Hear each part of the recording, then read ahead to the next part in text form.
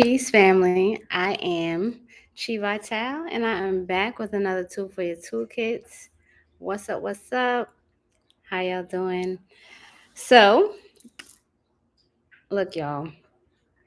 Apparently, I lost my login for about 3 months. Okay, and so I haven't been able to be on here with you all.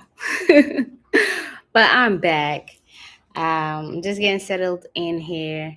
I have I started for those of you who jumped on the first attempt to go live. I started with my cell phone, but it didn't want to let me live. So I'm here with you all. So as you tune in, thumbs up this video. About to just kick back and talk with you all for a moment. It's been a minute, and so I'm looking forward to the build. Excuse me as I get in my lotus position. All right. Now I'm floating with you all. Now I'm floating. What up? What up? Peace, sir. Peace, Sherendon. Peace, Moonchild. Peace, Corey. What up? What up? Oh, man. Fam bam. What up? What up? What up? What up? Hi. Thank y'all. Y'all know that I always do something different with the hair. You know, I set it off with my various colors and such. This is probably the brightest y'all gonna get for the rest of the year. It's gonna be dog. But I wanted to keep playing with these colors. So thank you. Thank you. Oh man, here we go. All right. How's everybody doing? We here in this Libra season. Shouts out to all the Libras in the building. If you're a Libra, go ahead and drop some scales in the chat. Drop some scales in the chat. I don't even know if they give y'all that as an option. But hey. Thank you, Neptune's Owl. Yes, CEO Magic. The Libras are in the building. So, you know what? I think that they're probably some of the people that are going to most understand this dynamic that we're going through and how it correlates to conquering the beast. Y'all know I had to share this one with you all. So we're in this Libra season, but what's most significant about even mentioning Libra season is that everybody's relationships are highlighted, okay, across the board. Everybody's relationships are highlighted. And I know somebody's going to tune in and be like, oh, I don't have no relationship. I'm not with anybody. It doesn't have to be a relationship with somebody that you're romantically involved with. It can be a relationship with your brother, your sister, your mother, your father. It can be a relationship with your community. You know, you may not really even know them like that, but you have a relationship with them because you're engaged in the same community with them every day. All right. But most importantly, this transit in this Libra season via the South Node, where you all have experienced these eclipse energies, right, are mostly connected to the energies that you have within yourself, balancing this tug of war between standing in your power or letting a domineering spirit take over your life. Okay? Press 1 in the chat if just from that alone you already could feel me. There's been a significant amount of attention and experiences lately that are so deeply rooted in your relationship with self and this power struggle between whether you're going to be dominated or you're going to stand in your power. All right. And this energy gets really, really intense as we move closer to the end of it. Because by the end of it, that's where we get the final exams. All right. All of this time that you have been battling with these various relationships outside of yourself, they have been giving you these tidbits of information to really see where you're standing when it comes to balancing your inner demons, your beast mode, and your calm. And it's always a delight for me to be speaking on this subject because, let me adjust this mirror. Let me adjust this camera. Okay. Because for folks who are light workers, folks who focus more so on compassion, the art of compassion, the art of tapping into divine love and healing, a lot of folks continue to pigeonhole them, try to imprison them to this idea that they don't have any relationship or connection with their beast, with that sword of fire, with that my no means no. And the more that we as individuals are moving into this space of power, empowerment, okay, and learning that power is not actually some force that needs to be exerted, but it needs to be guided. Folks get it twisted.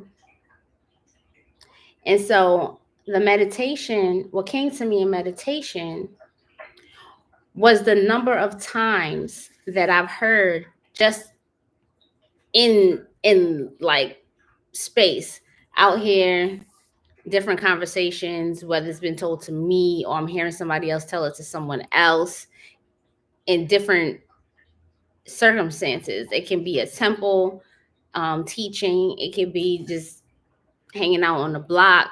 I'm hearing this message about letting go, right? But then it's coupled with let go and let God. Hold on to that. Put that in the chat. Let go and let God. Let go and let God. How many people have heard that in the last 30 days? Let go and let God.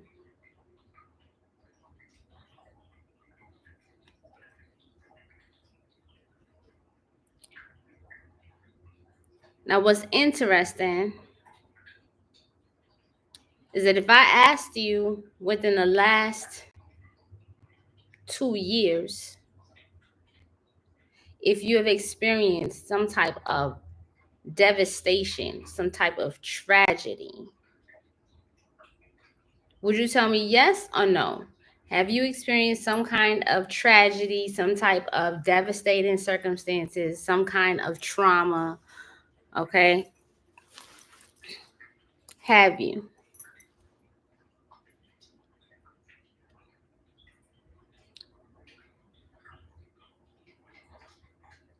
So I'm going to pose this question for you.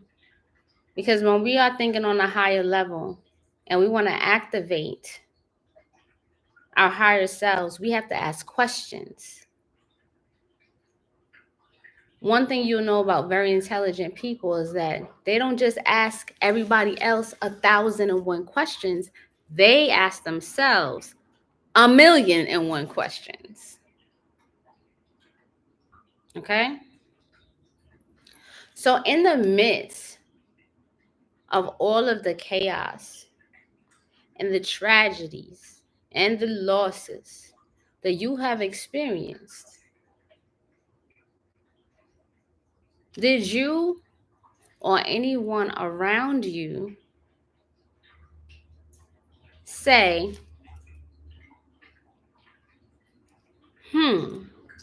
isn't that interesting that that was God's choice of action? Isn't that interesting that God crashed your car? Isn't that interesting that that person's life was lost? I'm going to get crickets. Yet, when you are in the midst of adversity, especially with those who you have now declared a boundary, not even war. It's not war. A boundary is not war. For all of those who get totally like crazy about that, where you've set your foot down to say, this is what's going to be. This is what it's going to be. This is how I need to engage. All right. That let go, let God piece starts to come in when people want you to be pacified. They want you to calm that beast down, right? Because it's a beast. It's always considered the beast when that particular energy is ready to fight for you, to fight on the principles that you have put in place. And so you find yourself suddenly in this power struggle with someone providing you a spiritual principle of letting go and let God, but without really pulling it apart for you to fully immerse yourself in how powerful that statement is supposed to be, as opposed to disempowerment. The question you should ask yourself, if one, you're hearing this from a person, because I know a lot of you all who are watching this video and come to this channel, you're not just having conversations with people. So let's deal with the mundane first. When someone is advising you to let go and let God, and God, you can replace that with anything you believe in. In fact, you will see that in the description box, I've placed a prayer in English that comes from the Yoruba tradition. And so God in that instance would be Olodumare, but you can replace God with any name you would like, okay? And I'll get to that. But when someone is telling you, let go, let God, you have to ask yourself, what do they have to gain in your letting go? What does a person who's telling you to let go have to gain? Right? What is it that you are not letting go of? And a person is trying to pry you off of it. Like, just let that go.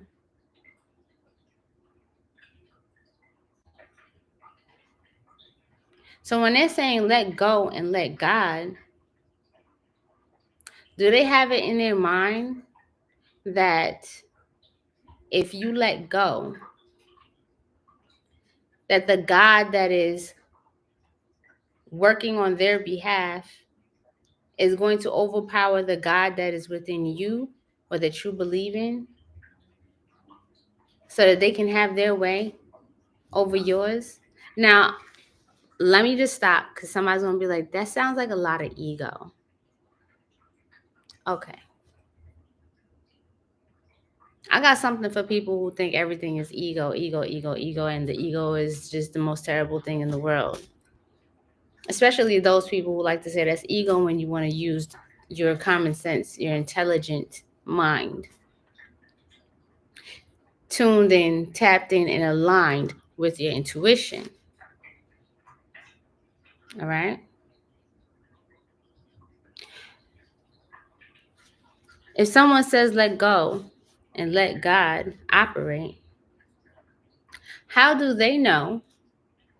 How do they know that you have not already settled this with the God that you sit with every day? When you look in the mirror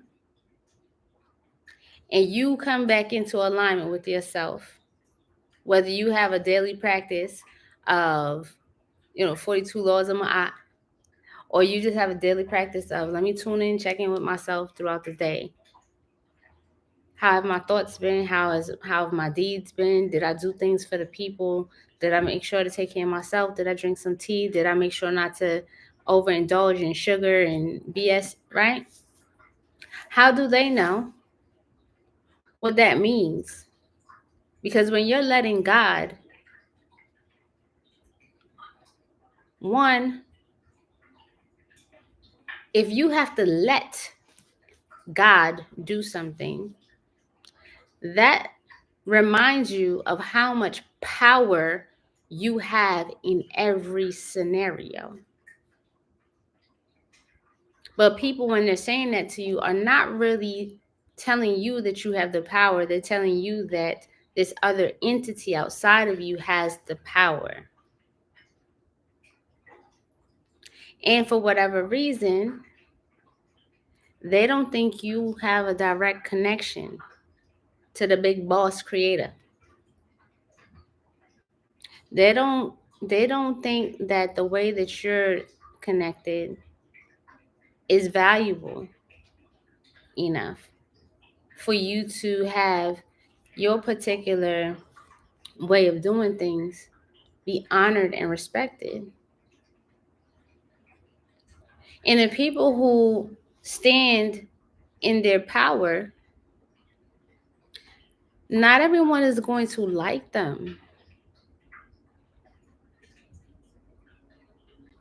Not everyone is going to like them.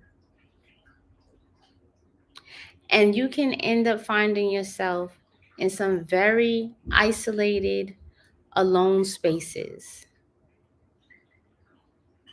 Because more people like to be around people they can just get along with. And some people assume that if that is the way that you are in a particular space in your life, that you can't be around others because you have a very certain way of doing things.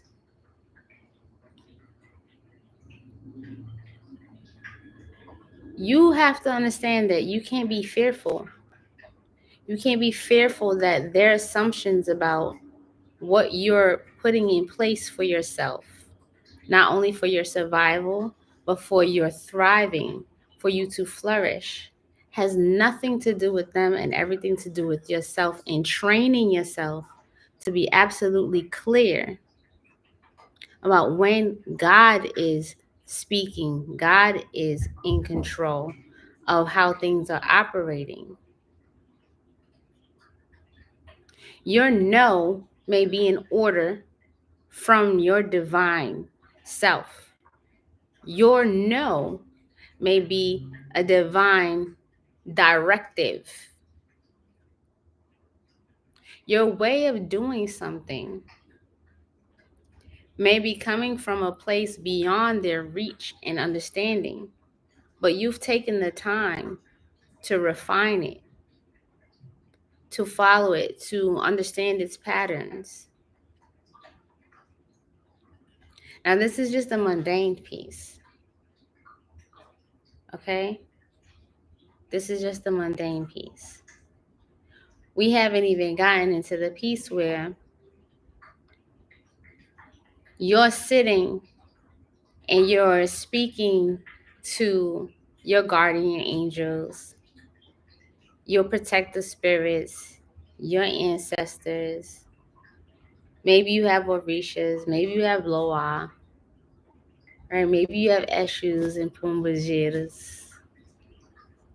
You're connecting with them, and you're putting there in front of them your questions, your desires. These are some of the things that I desire for myself, and I want these things to go this way. The most important piece is that while you're sitting there and you're presenting these particular things that you want, that you desire, how you want to be, how you want to step out, how you want to be empowered, how you want to be organized, whatever the case may be, because you're obviously looking for a way to fine tune your gifts, fine tune your skills, elevate your lives, right? And I say to that. But beyond the energies that show up to listen to you, the most important entity listening is you. It's you. Even when you're praying silently, your Ori, your divine consciousness, your Ori is always listening. And so before you can get activated and fully tap into your power and live a life of letting go and letting God, you would need to have your Ori be on board. You're going to need your Ori to agree with you. If you decide, I want to be a baddie in a most sexually explicit way, this is what I choose for my life now as a woman. Perhaps that was something you really feared for a long time. You didn't want to be judged. You know, you had a secret life and you just openly admiring all these other women that seem to be moving in a particular energetic that just makes you feel fully inspired. And you're like going back and forth, back and forth, back and forth. Where? Here and here. So if you decide you want to work with a particular entity that's going to increase that energy, when you're making your prayers, when you're doing your incantations, you got to respect what you came with. You got to respect your source of creation, your creator. You got to respect the source of your ability to move around, to think, to do, to act upon, to buy the outfits, to speak the words, to say yes, to say no. You got to respect that part of you, and that's your Ori. So when you're seeking to be empowered and you want to conquer any beast, whether that beast be somebody challenging your position, your leadership position, whether that person is challenging your ability to be independent, whether you're putting yourself up to the challenge.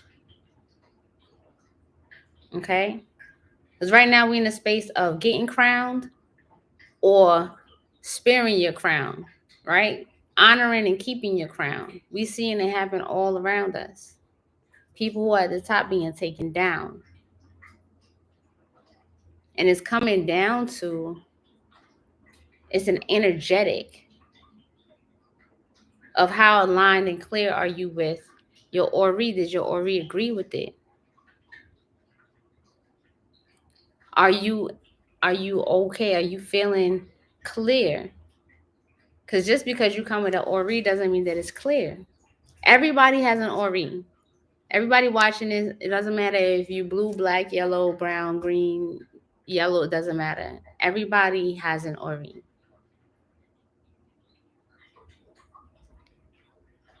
But your Ori can be disorganized. Your Ori can be easily tricked by things like a domineering spirit, a troubled spirit, an obsessive spirit. And all of those energies are rooted in and they feed off of the energetic of fear. Okay? Fear in the midst of what we are seeing, right? This war in self and this war amongst others causes us to have a lot of heat and water mixing. And so water's rising. So people are getting gassed up, super gassed up. Ori's on fire. And when the Ori is on fire and it's super gassed up, think about it. Heat meets water creates steam. When you're in the shower, in the bathroom, and the shower's hot, and the whole room fogs up, can you look in the mirror? Tell me. Can you see in the mirror? You taking a hot shower? You can't. It's impossible. Everything you want to see is just cloudy. And as much as you were to will to see clearly, you can't. And so the only things you can do when you're unable to see yourself clearly in reflection are the things that you're used to doing. You could dry off without the mirror. You could put some lotion on without the mirror.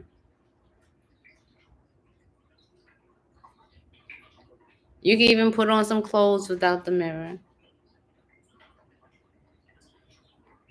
But if you can't see in your eyes and you can't reflect clearly, you can't do anything refined. You can't do your makeup. You're chancing it with your hair.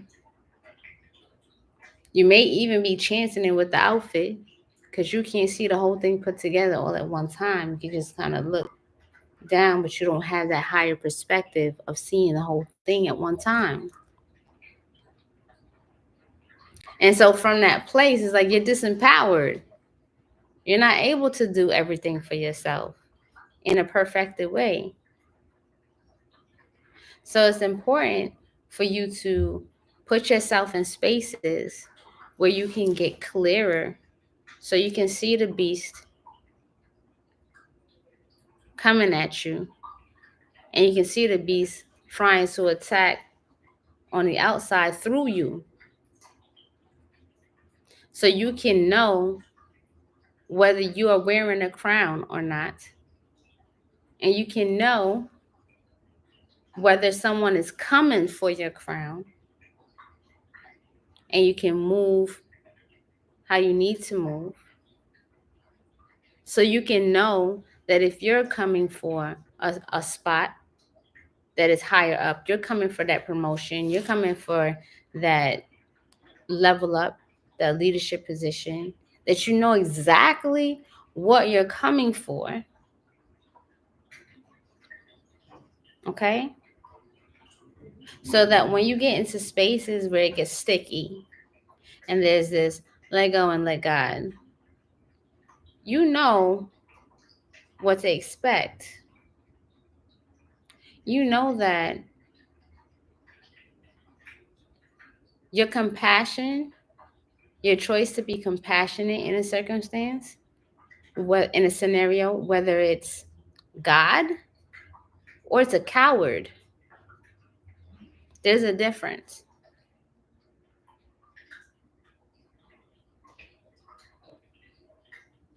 Like cowardly pacifying peace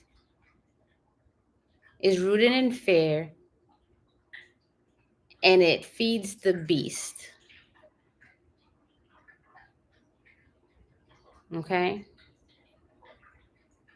And most times when you move like that, you'll be feeding somebody else's beast. So they'll be getting all beefed up, right? And if it happens over a long period of time, unfortunately, when you wake up and you get clearer, what are they gonna do? They're gonna blow a gasket. Because how dare you? How dare you stand up for yourself?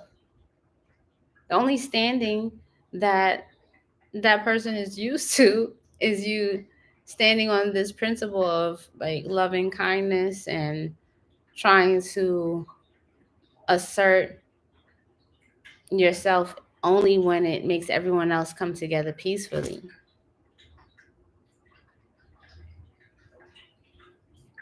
And it's something that you need to go and take to your prayer closet, to your meditation pillow, and really sort out. You know, those couple of arguments that you've had, do not bow down so easily. And I'm telling you this from someone who has had a lot of hardship from standing my ground, but I'm still here. Okay? I'm still here. And if you really want to know what you're made of, you're going to have to do that. There are very little individuals that can prove that they have what it takes for you to step back a little bit and take heed of what they're saying. Does that make sense? And so a healthy ego will be able to identify whether someone is giving you wisdom and they genuinely care about your boundaries. They have the ability to see your point of view and to even offer you ways to assert your ways of doing something in a healthy way and provide some adjustments, but they do not want to disarm you. The only people who want to disarm you are those who are fearful that you're going to attack them, and anyone who is afraid of you attacking them is preparing themselves to attack you in some form or fashion. That's just human nature. So we can't be mad at the way that human beings are. We just are the way we are.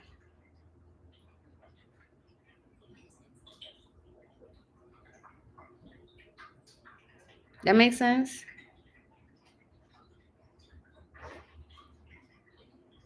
So any of you all, like, my spirit just was telling me there's this domineering spirit. Like there's this spirit that is, I'm not talking about your bossy person.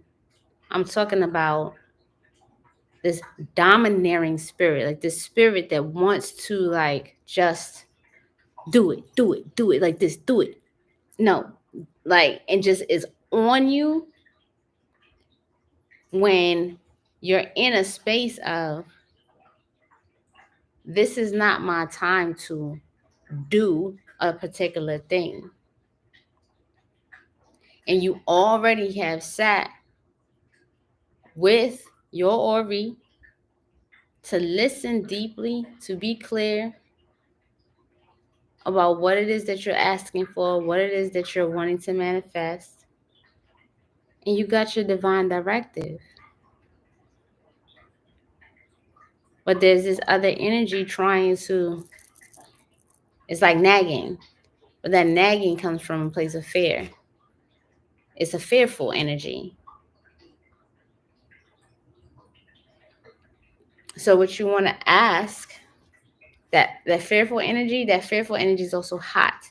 And that's why I said we get the heat with the water, the emotions, and we get the steam. And so it makes things very cloudy. You cannot see. And that's the information that came to me. And do you feel like you're being like nagged a certain kind of way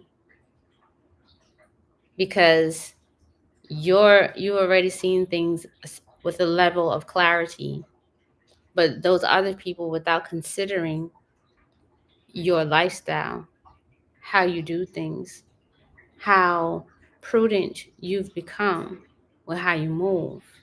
And sometimes just you're making up for some of the BS that you've done before where you were trying to keep up with everyone else. Right? Not everyone knows the consequences of your past actions in your most intimate personal life within yourself.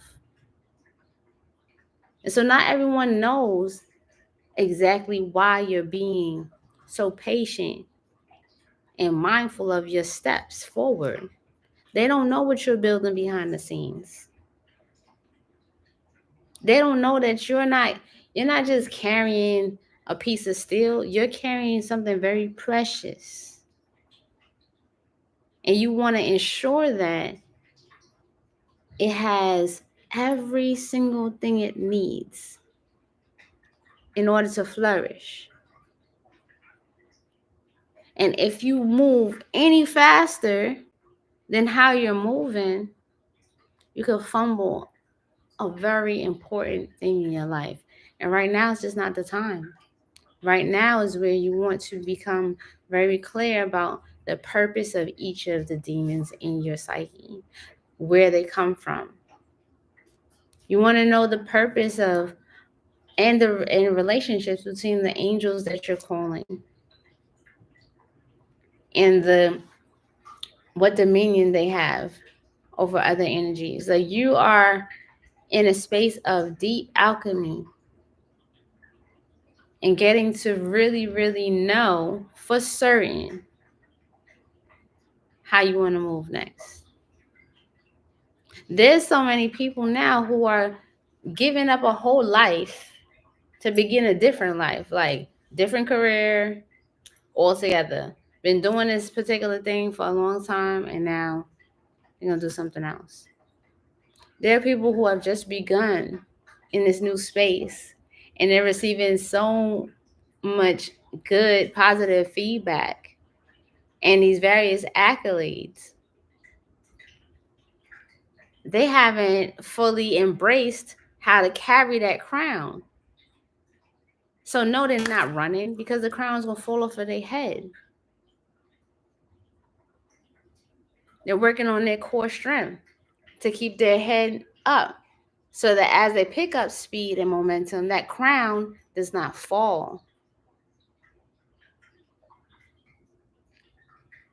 And so in order for you to be able to conquer and ride that beast, whether it's coming at you or it's in you or at your side, it's through that inner core training.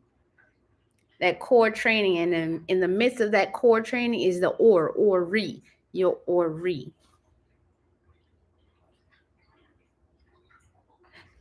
Another important aspect that comes to mind is that, you know, we're fabulous. We have all kinds of hair and such.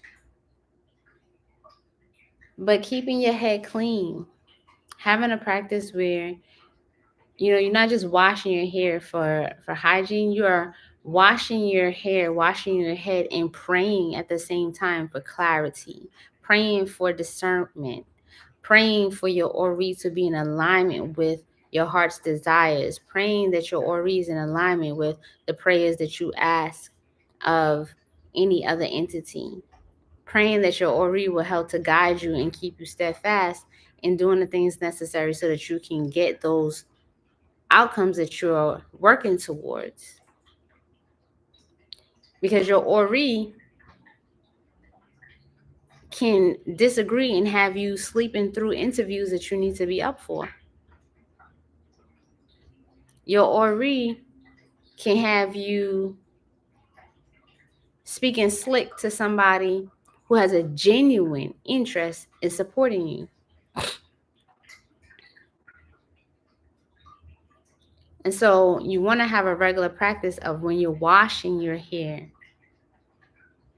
that you're washing not just the physical dirt, the oil and the gunk, but you are washing your ori of any clouded thinking. That you are giving your ori cool water. There's other items you can give your ori as well that I would love to share with you all. But then what happens for our ladies who are in a wig all the time? Right? Locked in on their hair all the time. What happens to the brothers who are wearing thick locks, who may not have the education to know that your locks don't have to be all twisted up and pretty, but you should also be washing your head with that intention. Anything that goes on your head should be clean. If that wig don't smell right, it's gonna have to get washed or it's gotta get tossed. You feel me? When you're wrapping your head, that cloth needs to be clean.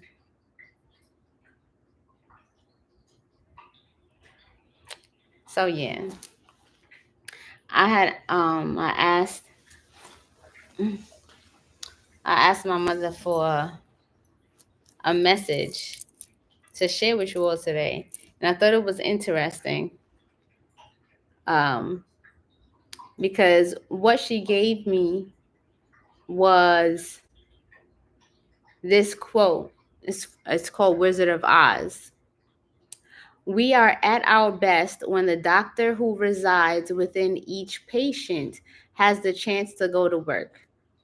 And that's by Albert Schweitzer. We are at our best when the doctor who resides within each patient has a chance to go to work. So that just speaks to the fact that anywhere you go to for help, whether you need a ritual, whether you go to you want to go to Shango, Yemoja, Oshun, you want to go to Lilith, anywhere you go, the spark that's going to get it done is if your inner wizard, okay, the one that has all the magic, the one that can do, the one that can command, the one that can channel, is if that one is turned on and is on board. It's so deep that some of y'all see priests or priestesses with, they got their titles, they Iya, they Iyanifa, they Babalawo, they Aluwa, all those things, right? But if they have a discrepancy between their Ori and whatever energy they carry, they're not as powerful as their names. Because their Ori is blocking that particular energy because it's not for them. It's not aligned. It's not properly settled. But the outside wouldn't know that. But you might see certain things going on and you wondering, like, how is that person acting that way? Right? Or how's that happening in that person's life when they have all of these entities? They have all of these entities, but the president is out to lunch and the president is the Ori. The big boss is the Ori. The president said, I don't know what this mess is. I'm not in alignment with it. And so, chaos.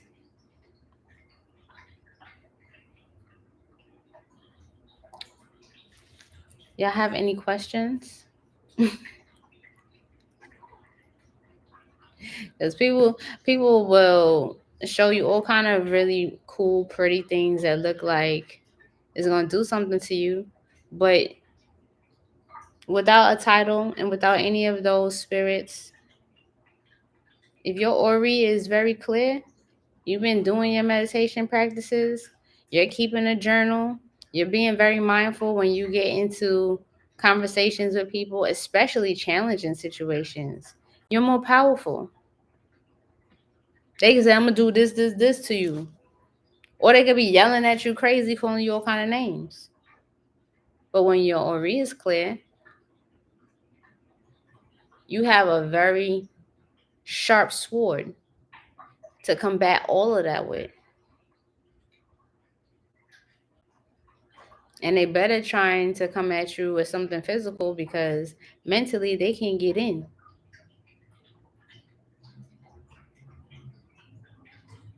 So you want to choose your peace, choose your compassion from a place of calm, from a place of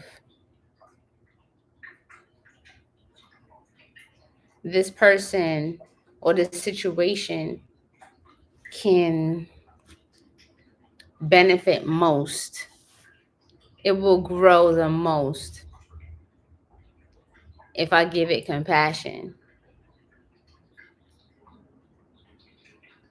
But like anyone who has grown a plant knows, right? Go get my aloe plant over there. If you overwater a thing, it can die.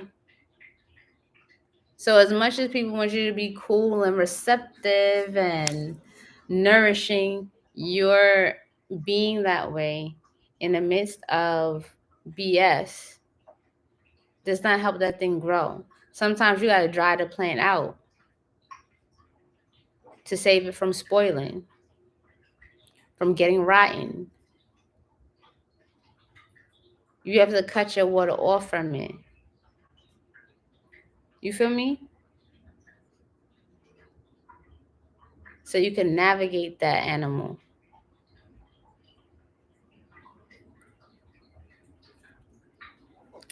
You can feed things like coconut to your Ori. And when I say feed, I mean literally feed it. Eat some yourself and then put it on top of your head. You can feed your Ori cool water. It's plain, cool, clear water. You can feed your Ori white shea butter. You can feed your Ori, and these are things just to cool it down, to bring clarity. You can feed your Ori white cotton.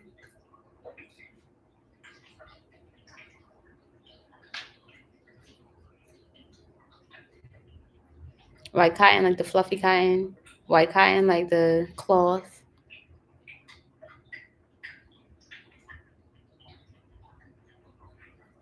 Effum.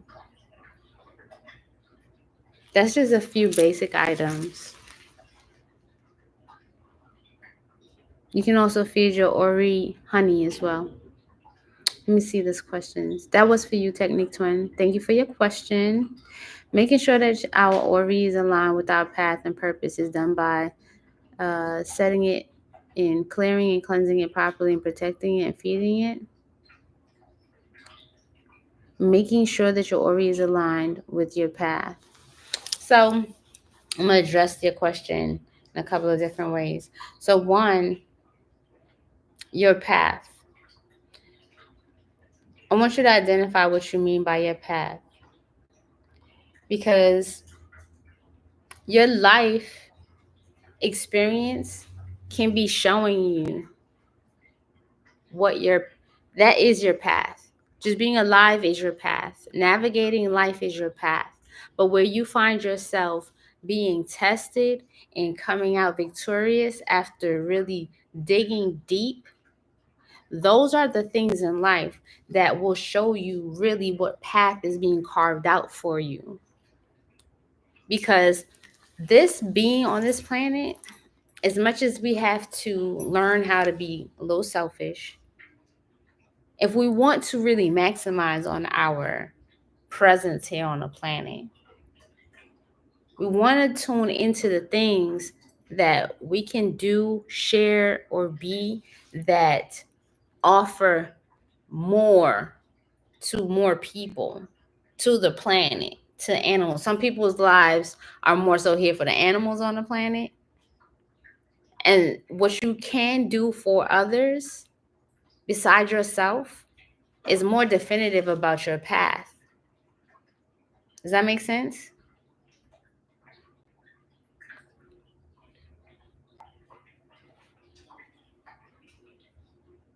You understand?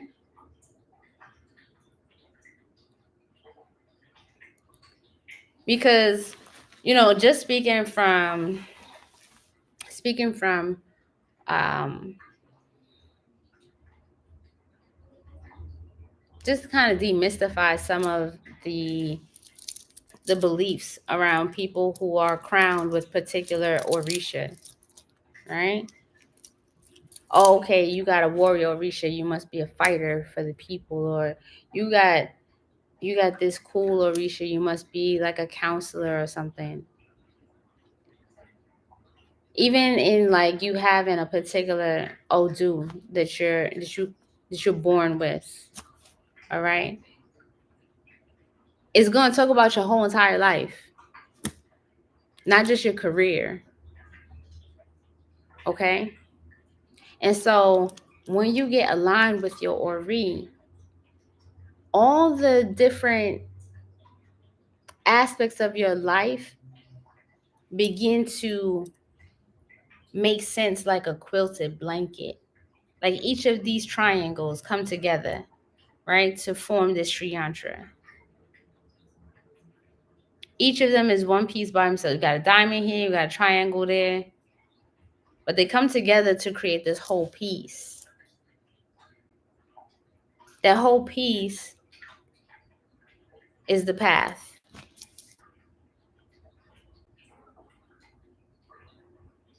And so you get clues. Those clues, they come from, because we live, this is a cyclical place to live in. Trust me, when we say it's the hamster wheel, it's the freaking hamster wheel. You can see patterns in your life from the time you could walk to right now. You can go put the key in your door over and over and over and over again. Same thing. Okay, different year, different tax bracket. Certain patterns, they are hard ingrained. And some of the ones that you really, really, really want to dismantle, it's in learning how to dismantle it that you figure out what your gifts are. Okay? Some of the things that you might be struggling with are showing you how to tap into your power. Your power of choosing to see a particular situation with a different lens. So it's no longer hurting you. It's no longer something you're fighting with, but you accept it from a place of being able to actually see it. Like, oh, wait, like that's working for me. That's actually working for me if I see it this way. And keeping your head clean is going to help you with that. Okay? Just woke up with this weighing on me and checked my phone looking for a message and saw this instead. Okay. And I got you. You already know I got you. Text me. We'll talk about that. All right. So it's been fun chilling with y'all. You have any more questions for me?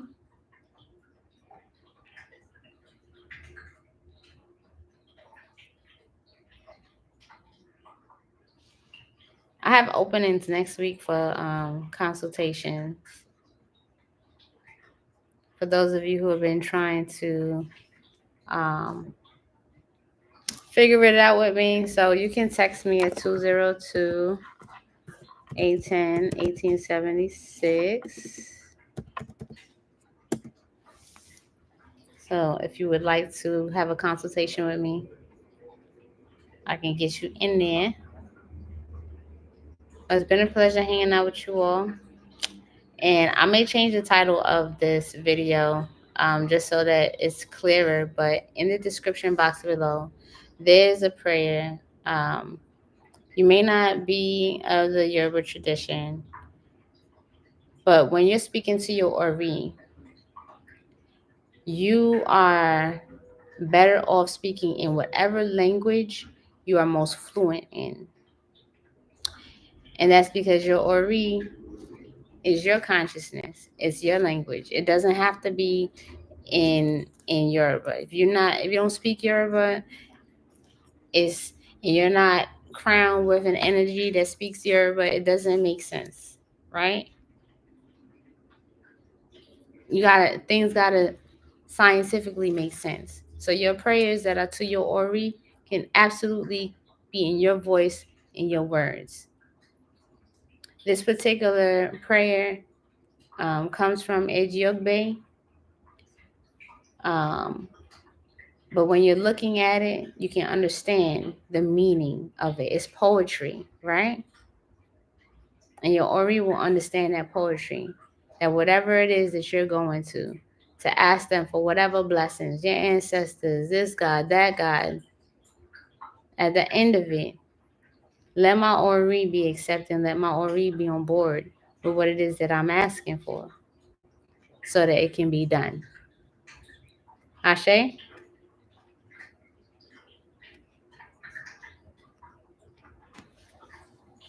All right. So, welcome. If you're new here, please don't forget to like and subscribe. And I look forward to connecting with you all again. I promise you it won't be 3 months. um, but I pray all is well with you all. And I will see y'all on the other side. Shouts out to everyone who is going to be joining us at the Arabian Night ceremony this Saturday evening. It's going to be really dope. And hit me up if you have any questions regarding that. Once again, my number is 202 810 1876. All right. Peace, love, and bliss. I'm out, fam.